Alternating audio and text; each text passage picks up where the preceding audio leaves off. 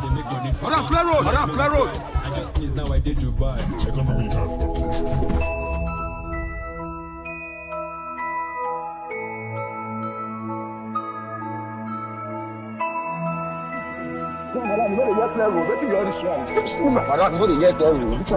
Okay, let me just put it out there. If you're a rom-com lover, you're gonna definitely enjoy this series. But if you're not, if you're able to give things a chance before you criticize them, then you would most likely enjoy or appreciate the creativity or the idea behind this entire movie. And thirdly, if you're a fan of any of the cast member on this movie, or you're a lover of productions by Ink Block, then you might enjoy this movie. It's currently streaming on Netflix, so I will be dropping bits and pieces of spoilers in this review because it's very much available online for you to watch. It is on Netflix and it is called A Lagos Love Story. Now, let's get right into the review of this movie. We'll talk about the synopsis, what I liked, what I expected, what I didn't like, who would enjoy this film. I think I already said who would enjoy the movie. But and as well, my ratings for the film, A Lagos Love Story. So deep diving into my expectations for the movie, I honestly didn't know what to expect because I didn't watch the trailer. I was seeing a thing or two with Jemima posting on her socials about how they had to get Mike Afolarin to, he had to channel his inner musician, his inner artist in order to bring this music to life, and in terms of his performances and whatnot. I saw a bit of and pieces of it here, but I didn't give much attention to it. So I didn't really expect much, but just going by the title of the movie, I expected it to be a love movie, and I expected certain things about Lagos to be highlighted since it's a love story based in Lagos, or a love story that happens or is centered in Lagos, right? So yeah, those were my expectations basically. On to the synopsis of this movie. This movie is about this young lady called Promise Quest, who on a quest to keep the only thing that reminds her, or the only thing she feels is a big reminder of her late mom, their father's property, their home. She had to run after, or chase after this contract, and in the process of chasing after this contract, she comes in contact with this young famous artist called KK, that's King Kator, and she was somehow caught up in between his career, his day-to-day life, and one thing led to another. She had to be in charge of him showing up for his program, showing up for his engagement, his commitment. That led her being in his life, contrary to what her plan was. I'm not trying to divulge the entire plot of the movie, but yeah, she's out there sourcing for money to save her father's property, which is a reminder of their mom. And in a quest to save the property, she was going after this contract, and one thing led to another. In order to get this contract, she was dumped into the life of KK, and she had to figure it out basically. So yeah, that's the synopsis of the movie. And in the process of figuring it out and making things work, she begins to fall in love with King Kator, character played by Mike Afolarin. And, Promise's character was played by Jemima Osunde. Now to the characters and their performances. We had Jemima Osunde played character of Promise Quest. I feel like she was believable. She was able to really represent first child, firstborn, elder sibling who feel like, the burden of the family is upon them. They feel like they need to make things work. They feel like the savior. They feel like they need to play the hero. She felt like she needed to save the family. Firstborns who feel like they need to play savior. They need to play hero. She felt like it was left to her to figure out how to save the property, make sure that their father was eating right and their father doesn't have more health issues and doesn't complicate his health situation, make sure that her sister is fine, her sister is not taking the wrong decision. So, she was able to display all of those different emotions. At the same time, she's trying to do what she feels is right. And now she's caught in between KK and his friends and the bullying and the upsetting words and remark and, slight comments. And, even with Fade Kemi and her and the way she speaks to her and her expectations, just her having to make everything work and make sense. We're able to see how it was so overwhelming for her, but she was still trying to find a way in between all the chaos. So I feel she did a good job. And even when she started leaning towards KK's advances and its kind of person more, it was evident that okay, something had changed. It was evident that she was now more relaxed. She was not uptight. She was not, attentions weren't high. And even when she let loose and let go, it was also very evident in her mannerism and the way she carried herself and the things she did. So I really liked that different changes in her character in this movie. And I think she did a very good job playing Promise. She was believable. When she was frustrated, we felt her frustration. When she was pissed, we felt like she was pissed. When she was genuinely happy and, taken aback, we felt all of those different emotions. So I really enjoyed watching Promise's character that's played by Jemima Osunde. We had Susan play Favor Quest, younger sibling to Promise Quest. See, this lady's character just reminded me that, see, while I follow the struggle for Nest of Kin, because Nest of Kin will not remember you when the chips comes down, like I mean, in some cases, but like they will remind you that choose yourself, because these younger siblings, sometimes they don't have sense. Sometimes they be moving silly, like really silly. She was so annoying to Promise. She was so frustrated, even from the jump, like from the beginning of the movie. She was the reason why, Promise even came in contact with Kator in the first place. Like it was crazy. It was so annoying.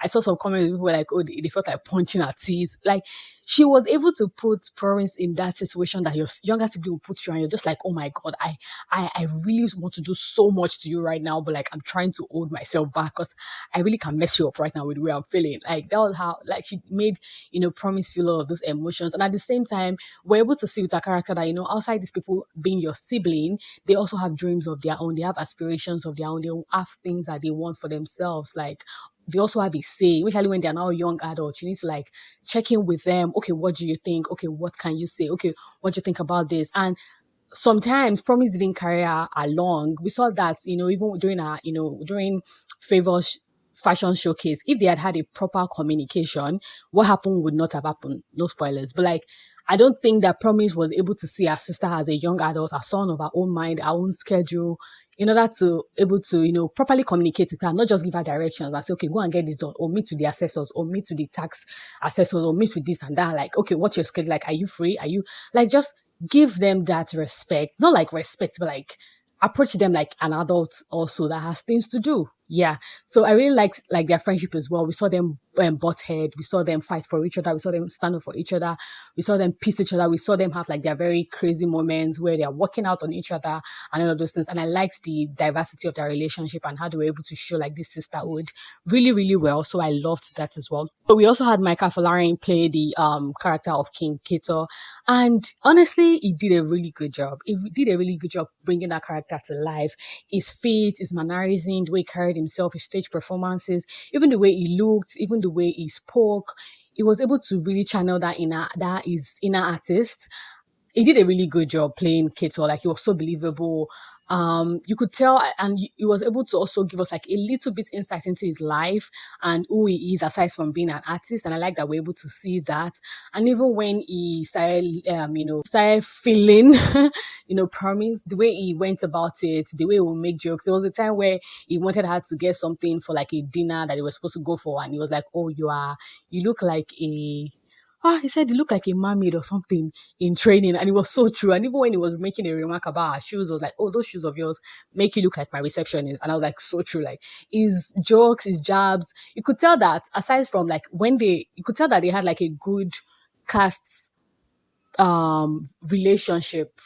I don't know, like I feel like if the filming set was stiff, if it was intense, and if it was not very good, like if they didn't have like a good cast member relationship, it would transpire even into the film. So you could tell that filming was really easy for them because I don't know if it was fun and they have like a good relationship outside of their characters. I don't know how to explain it, but like the banters felt really natural. It felt really good. It felt appropriate. It was at the right time. Yeah, and it was a hit for me. I really enjoyed those little remarks from him. So, and I think he did a really good job playing King Kator. We had Veeiye. She played Nunu, the main girl. Those people that are always like, okay, you're such a social climber. Is that what they call it? Or is that the right way to use that word? But like, you want to use people to like step up in the social world and all of those things. And she was just mean for no reason. She was uptight for no reason. She was very Yeah, but like she delivered on the character. We also had Linda Ejiofor Suleiman. She played Fadikemi, the crazy, crazy boss. I mean, she didn't show that she was crazy. She had very subtle way of showing that she actually is crazy. She made Jemima's character see through L, and I think she did a good job playing her character. We had Uche Uwanchuku. Oh my goodness. You see, some people, this Uwanchuku's character, that's Mayowa. It reminds you that sometimes the artists are not the bad people. The people that surround them, see that their manager might be their problem. You might think the artist is pompous, he's not replying my messages, he's not doing this. Go and check their manager sometimes. Their manager is their problem. Look, just take that one chuku for that matter. Like take his case for instance. Like I don't want so on to the things I liked about this movie. I actually enjoyed how the love story between Promise and KK went. Like I loved how it unfolded. It was so easy, it was so breezy, it was nice. It was really nice. Yeah, it was really nice to see. And I really loved their first encounter. I mean, it's not a top moment of mine, but it was daring for them to try that kind of first encounter in this movie for a movie for Nigerians who tend to act like they don't watch rom-com, they don't watch K-drama, they don't watch all these cheesy Asian series and Philippine series. It was such a daring move for the director, the writer, and everybody involved in creating that scene, especially where they bumped into each other and they fell and they had this long time gazing at each other and all of those things. It was such a daring move, but to me, I think it was really good. They pulled it off well. I see a lot of people say, "Oh my God, it's crazy! Oh my God, you people didn't." I'm like, you people, if they try this thing in K drama, you will watch it, you will like it, you will enjoy it, you would even take a snippet of it, post on social media, you would delulu over it. So why is it not okay for we also see it in Nigerian movies? Don't you people love to? Don't you? I just can't. But I think it was a daring move and it paid off to me as a viewer. I liked it. Yeah, you could tell that was what they were leaning towards. They wanted to be cheesy, they wanted it to be a rom-com. Yeah, and that was what they were leaning into and it really worked for me. I liked it. It wasn't like my absolute cup of tea, but I appreciated the attempt and I just felt like it was daring. Yeah. So I really liked that. I liked the attention to details, the life of a celebrity, especially a music artist, what it feels like the scene where they were in like the radio station and they had a lot of people that came with him. I'm just like, where did the radio presenters not even have chance to sit? Like and I had to remind myself that this is actually like the reality of these music stars. Like they have people follow them around, sit around with them. They carry like a whole battalion of people around. So it was their reality. So I liked how they paid attention to those details, how they, his feet, his looks, his hairdo, even the way he carried himself, his music, his stage performances, even the fact that they had to like write actual music for him to perform in the movie and make it like his own. And even the way he owned it on the stage, the way he performed it, the way people talked about it was so believable. I liked, imagine them showing us a story of a music artist and we couldn't get like a particular song attributed to him. It was going to be like crazy, right? So I really liked that they didn't try to play us for a fool with that. And most importantly, I liked how they sort of highlighted the kind of exploitation that these music artists sometimes go through, especially when they're starting off and they find themselves in that web and they're unable to get out and they have to figure it out for like some years before they can actually now break free. I feel like it's something that is not well spoken about so much, even though we tend to see it a couple of times where an artist come and call out their label or call out their manager. I like that we also saw something like that in the life of like my KK. So I appreciated that. Even with regards to like Favor and Adana and Veeye's character, them trying to exploit her, saying they will take 80% of her brand and she'll take 20. I liked how they also talked about exploitation when it comes to like creative. Like, I just liked how they try to remind people that, okay, always good as it looks, right? You need to be attentive, you need to be very careful, especially when you're meeting someone that wants to help your brand, someone that is interested in your brand and all of those things. I feel like that was like the same pothole that, KK also fell into that led him into like Fadike's, clique and whatnot. So I really appreciated that as well. And I also like the fact that they talked about not mixing business with pleasure.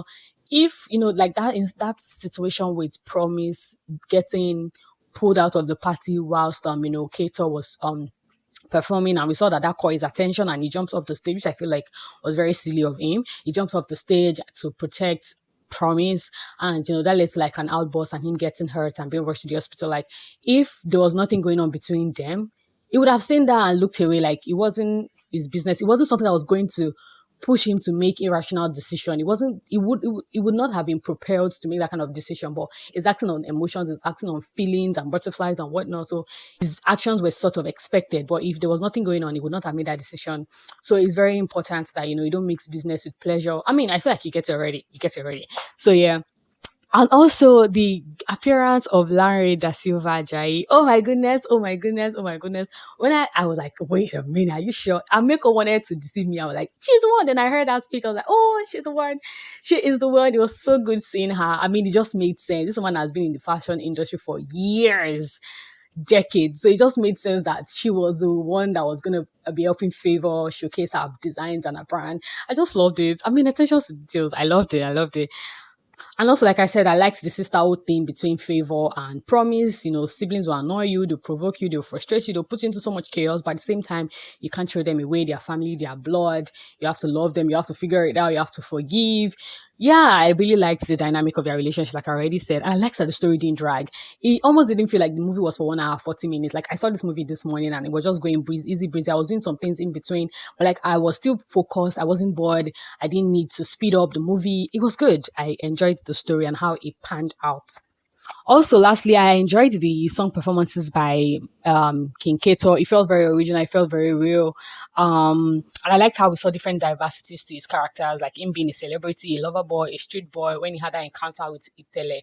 So yeah, it was really good. Now, on to the things I didn't like about this movie. First things first, Promise action to take money from Kator's manager, that's Mayowa. It just felt very irrational to me. And judging by the way our character has been presented to us from the beginning, being an upright baby, an upright babe, someone that wants to do the right thing and all of those things, like she has like a good moral standing, it just felt very out of place that she would take Mayo. How did she think? We know how the story always ends. It would always come out. So, and at that point, it felt like she was already feeling him, but she was still struggling with the acceptance that she was feeling the guy. So I don't think she would have made that it just felt very... It felt somehow, and it was like a drama that wasn't really needed. Because, I mean, later on, they couldn't really maximize the aftermath of, him finding out that she collected money from Mayowa. Yeah, I don't know, but like, it just felt out of place. It just felt somehow. It just felt like something a character shouldn't do. Yeah, I think that's only the thing I didn't like about this movie. I think so. That's the only thing I didn't like about this movie. Aside that, I feel like it's a rom-com movie that was a good hit. I liked the casting. I liked the pop of colors. I liked the showcase of Lagos streets. And we didn't get so much about what Lagos is all about in the movie, but like, I mean, the parties is a good representation of Lagos, the food, and all of those things. So I really enjoyed that. In terms of so who would like this movie? I already mentioned people that would like this movie are lovers of rom-com, the cheesy ones. And if you're able to give movies an opportunity before you criticize them, you might end up liking it. And if you're fans of any of the characters, like Afolarin, Jemima Osunde, Susan, Ike, Linda, Veeiye, any of these people, you might end up enjoying the movie because of a thing or two. Now, down to my ratings for the movie, over 5. I'm going to rate this movie a solid 3 over 5 because, I mean, I enjoyed a lot of things. I'm going to rate it a 3.5 over 5. Yes, a 3.5 over 5. The movie was good for me. I enjoyed it. I thoroughly enjoyed it. Is this something I'll see again? Most likely. But let me know what your thoughts are in the comment section. Have you seen the movie A Lagos Love Story? What did you think about it? Was it your cup of tea or not? Is it something you'll probably see again or not? Let me know in the comments. Please like this video and subscribe to the channel. Oh my goodness, I did not introduce myself. I am aderonkeolorunsuyi. I review movies, talk about web series and TV shows. Please subscribe, like this video. These actions are absolutely for free. And leave a comment in the comment section. Until next time when I see you and when you see me, make sure to remain happy because you're with yourself. Bye guys.